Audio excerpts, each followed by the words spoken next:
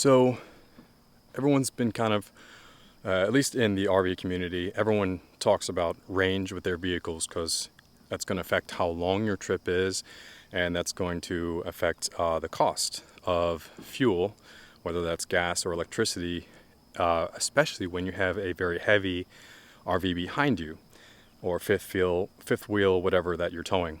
So it's just announced that the Cybertruck is supposed to get, I believe, around 320 miles to the charge for the mid-range version. Let me make sure of that. 340 miles. So that's probably the one I would guess that most RVers would care about, is the mid-range, because it does have the same towing capacity as the Cyber Beast, as they call it on the website as of today. Not the base model. The base model is going to tow 7,500 pounds. I'm sure it could do more than what's listed. That's my assumption. But 11,000 pounds towing for the mid-range Cybertruck and the Cyber Beast is going to be able to handle most RVs. So my Airstream Classic, in which I full-time, it's about 10,000 pounds. So the reason I really care about electric vehicles in the long run and how they'll affect the lifestyle is because cost of travel will significantly go down. And when you're boondocking, that's going to be a huge difference, I think. So if you look at the Cybertruck event video, you can plug a 30 amp plug into the back of the truck. So what does that mean for RVers, especially RVers with solar on the top?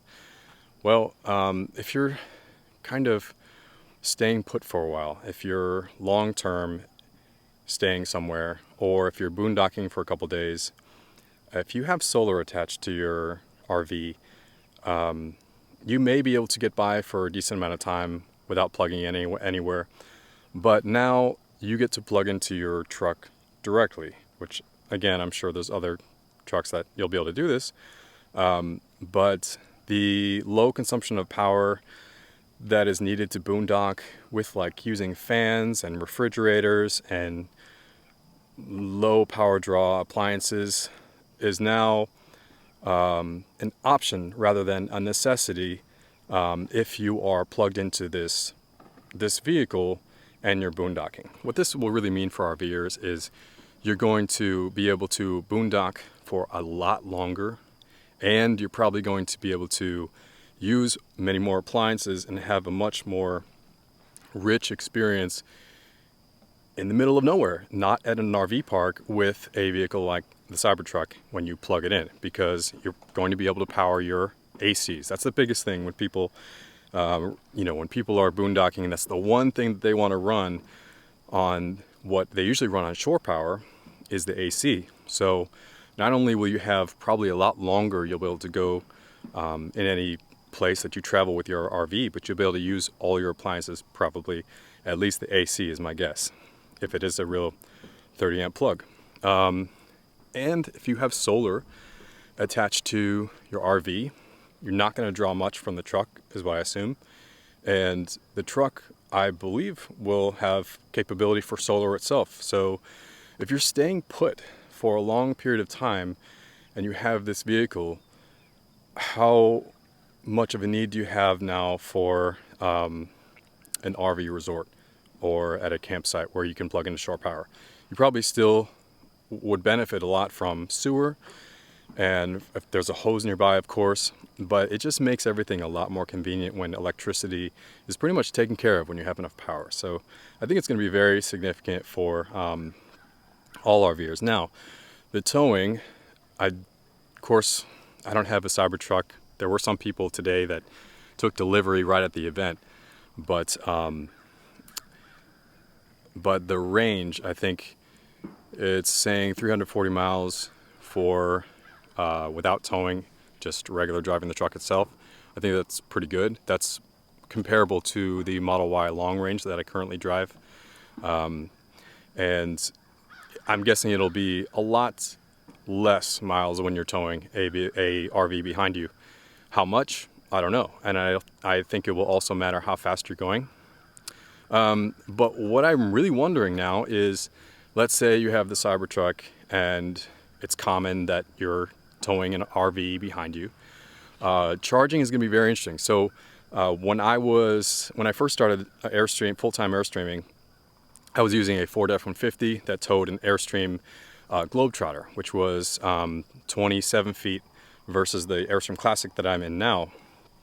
And going a long road trip, you'd pull over into maybe a Love's or Buc-ee's or any gas station where there's enough space that you don't have to stop, unhook the RV, and then you can just go and get some gas. I don't see that being the case, at least with how superchargers are set up right now, because unless you plan on arriving at a supercharger, taking off the RV, unhooking it, and then charging the truck, hooking back on, it seems like that's the way to go at the moment, because I don't see, at least at the chargers that I've been to, a way to not take up all the spaces and then get your truck close enough to a supercharger without unhooking the RV. So that's going to be really interesting to see, and I'm curious how new superchargers will solve that problem. But I'm sure that will evolve eventually, unless they make, I don't know, superchargers with a lot longer of a cord, so you don't have to unhook the whole RV and just, I don't know, bring it all the way to the truck. Who knows? I don't know how that's going to be solved. But that will definitely put a longer time on your travel if you are going to travel road trips with your RV. Now, that being said, travel with an electric vehicle already without towing is longer than a gas vehicle, because you have to stop and charge. My recent trip to Massachusetts from Florida, it was a lot longer than it would have been a gas truck or any car, because you do have to stop pretty often. Now, you don't have to stop as often as the car likes you to, because it doesn't let you really, if you map it out and you put on your route, it automatically puts the superchargers in your way so you know when to stop, and it'll have you stop when it's estimated you'll have like maybe 20 or 30% charge left. That's my experience so far. So you don't really go to 0% and then back to 100%. You kind of are in mid-range of your battery most of the trip. That's my experience so far. But I think there were 11 stops, supercharger stops from Orlando to Nantucket. So it does add a significant amount of time to the trip. And I imagine it will be the case as well with the Cybertruck, that RV trips will be longer with any electric vehicle, not just the Cybertruck, because you'll have to stop and charge. And if you have a heavy RV behind you, it probably will be a lot slower of a trip, is my guess. Who knows? But I think in many ways it'll be a much more enjoyable trip, because you'll have all the electricity you need for many RVs right connected to your vehicle when you need to stop. It's going to be very interesting, and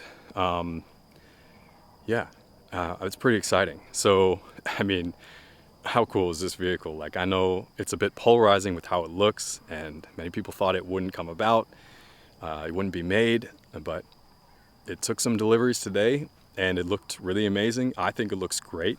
I like the futuristic look. I like modern looking stuff.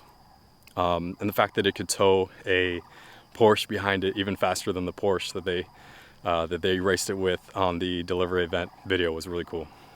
So anyway, I just have a passion for electric vehicles. I thought I'd check in about that today and say hello, because it's been a while. And there's probably about 10-15 minutes left of daylight, and I'm going to do what I usually do at the end of the day, which is enjoy this very glassy, peaceful lake, go for a walk, clear my mind, stay connected to nature, as I like to do, and something that's so great about RV lifestyle. So for the RVers out there, I hope you're excited about the Cybertruck and similar vehicles that will come out. And if you have any questions or comments, please feel free to contribute, and let's see what the community says. I still have a lot to learn about these vehicles coming out, but I think they're very exciting, and I hope you guys do too. So thanks for watching. I hope to check in more often, just kind of let you know what's going on in my life, show you more Airstream stuff, perhaps more Tesla stuff, and I'll see you on the next one.